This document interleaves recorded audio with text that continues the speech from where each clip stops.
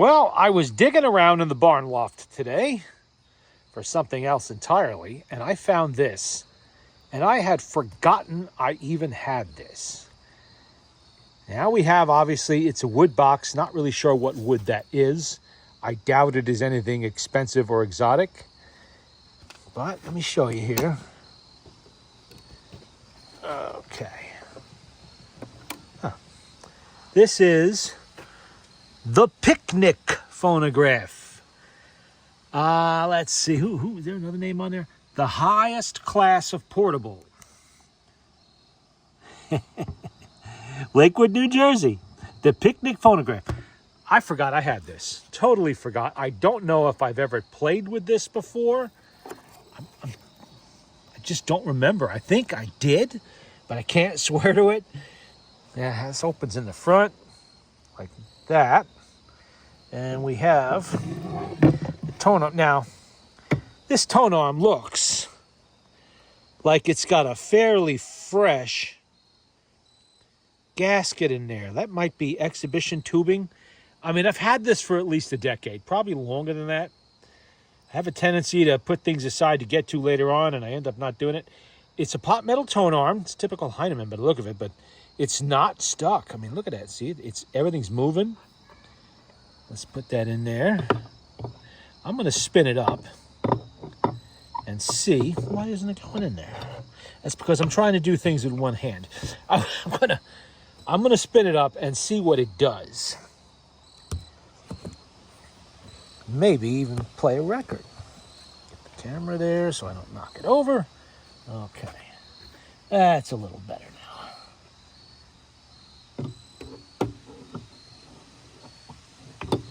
There we go.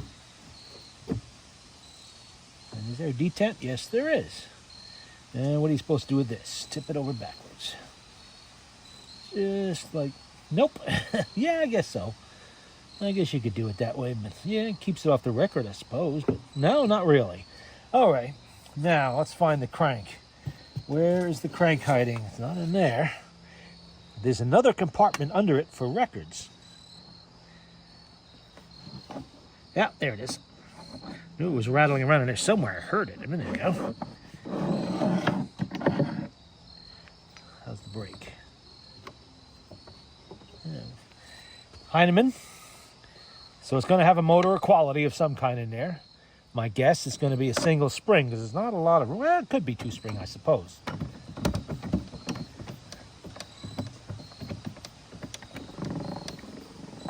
Yep.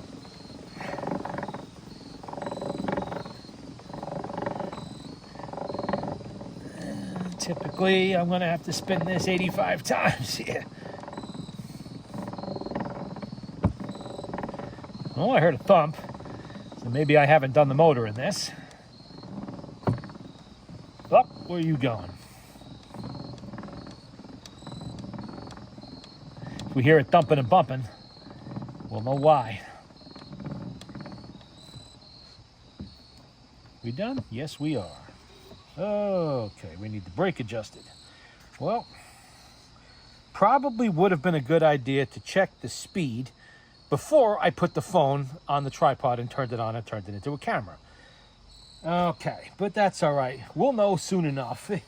I just want to hear it, see if that reproducer is in fact rebuilt or not. Or at least, let's see, what do we got here? We had some records from yesterday. I'll play one of these. Oh, which one do I not want to damage the most? Let's see.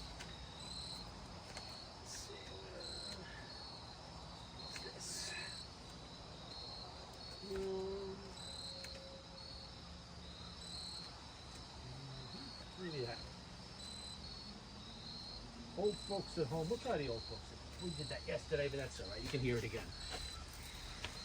10-inch turntable, which a PikniK phonograph should have.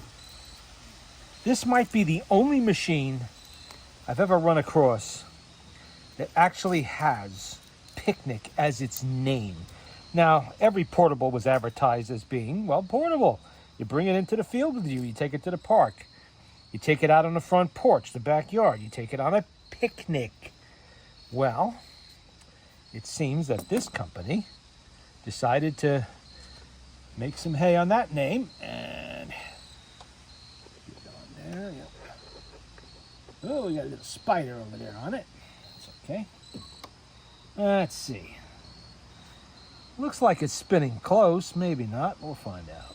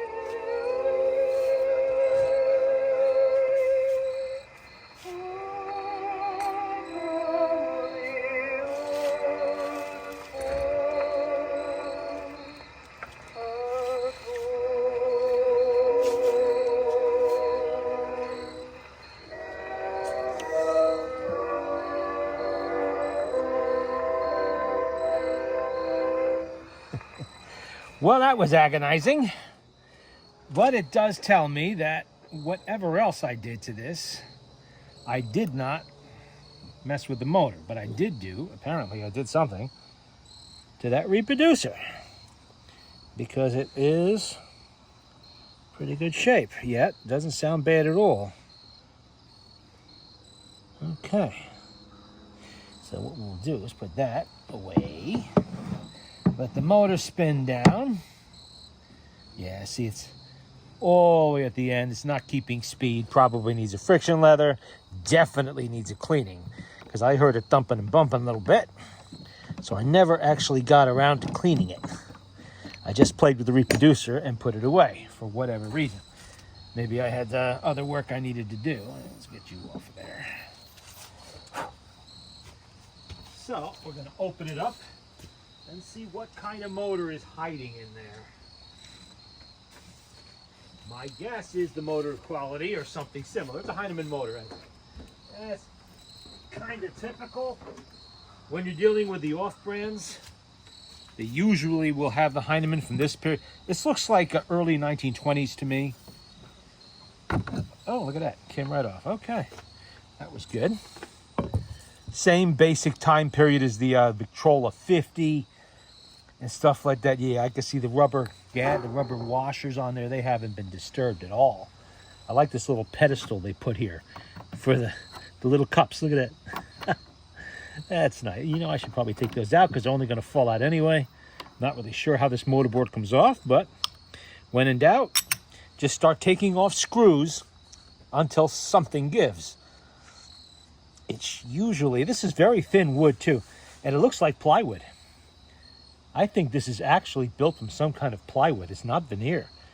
That looks like actual plywood. Huh. Well, that's interesting. It looks like they made an effort to make this machine light. Despite its size, this is lighter than a Victrola 50 for sure. Despite all this wood you see here, this is, you know, not that heavy at all. So I'm guessing, let me go over here, get out of the way. I'm guessing here they were going for lightweight because they knew if it's called a PikniK phonograph, you're taking it out into the field on a picnic. Should probably get a shorter screwdriver. And you're not going to want to haul something out there that weighs as much as the car you came in. All right. Got some mildew on this one. That's been sitting a long time. Both somewhere else and here. Oh boy, that's a tight one. Okay, get the bigger screwdriver. Let's see. Come on. No, don't slip off. There we go. Well, that's certainly biting into the wood pretty good. I'm not going to have to fix that particular screw hole, I don't think. PikniK phonograph. You see, there were at least 400 different companies manufacturing some kind of phonograph, record player, what have you, before 1930 in this country alone. Most of them were getting their parts from Heinemann, and some of them had a third party build the cabinet for them. A lot of musical instrument manufacturers and furniture manufacturers built their own cabinets and then bought parts to turn them into a player. That happened a lot, like the Outing, for instance. That was a furniture manufacturer in Mount Kisco, New York. And I'm betting this was probably the case. Sometimes department stores did it too. You know, if you're big enough, you're going to order a few thousand units. You set up a little factory to crank out something. You stick your name on it. Doesn't matter whose motor's in it or who built the cabinet. Long screws on this one. You know, if you were Wanamakers or something like that, you could do that. Some of the higher end department stores would have a Swiss Pillard come in and do it for them. Make the machines, and sometimes they put their own name on it, sometimes not. And I'm assuming they were going for a mahogany look here, because this is like kind of a reddish stain, brownish red. And that was a really popular thing in the early 1920s. Everybody liked mahogany. Oh, yeah, okay. I'm on the right track. Yep. Okay. What do we got? Oh, look at that. Look at that.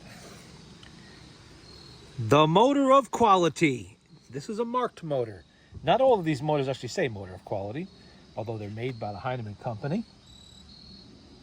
Okay. Yeah, that grease looks ancient.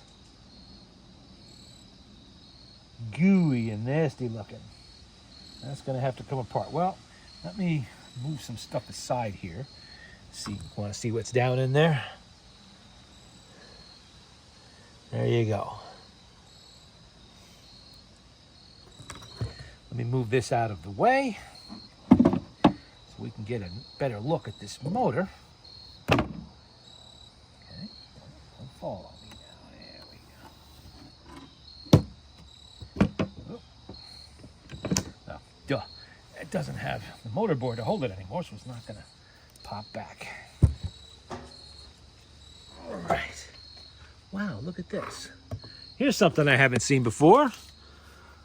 They used, it looks like paper washers to space out the motor so that it fits. Yeah, look at that. I don't know if that's wood blocking, or it's paper, it's something. All 3 screws that hold it have it. It looks like I did put some grease on there temporarily just to run it, probably back when I first got it. And the Heinemann motor, just like with the Swiss motors, does use a fiber gear in there. You see it? So you do have to be careful with that when you work on one of these. Everything looks good anyway. And the gears will look all right. No problems there. And you can see the size of that big toothed gear on there. That's why you hear so much noise when you're cranking these things. But Heinemann made a pretty good motor. There was nothing wrong with them. They worked well. Everybody used them. Later on, what did they become? A General Phonograph? I think that was it. Okay, and it stopped. All righty. It stopped.